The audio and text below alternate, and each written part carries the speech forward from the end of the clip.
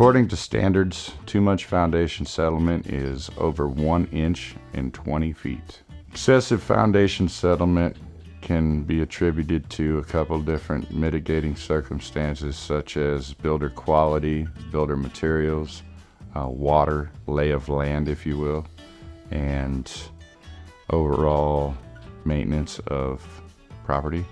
Well, in a perfect world, what I would suggest to start with is, if a customer has a home built, is to do pre-construction piers, pre-construction waterproofing, and that would basically help with the integrity and the overall build of the house.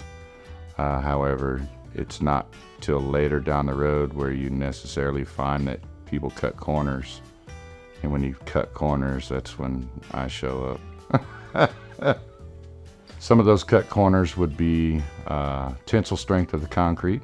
If they didn't use the right concrete, it could literally boil down all the way to drainage and grading. Just poor craftsmanship. What I typically hear from builders and contractors alike is, it looks good from my home, which is not necessarily the best circumstances, but that is the reality that we live in.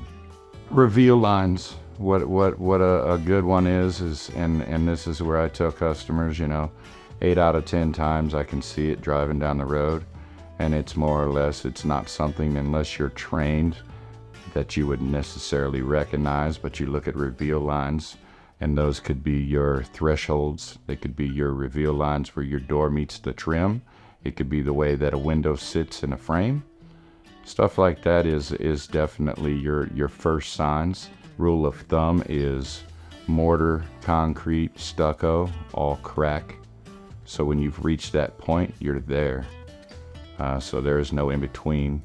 Vinyl siding, composite siding in general, those are a little more hidden as far as, whether there's a foundation problem or not. That, whoever lives in the house obviously has to live in the house. So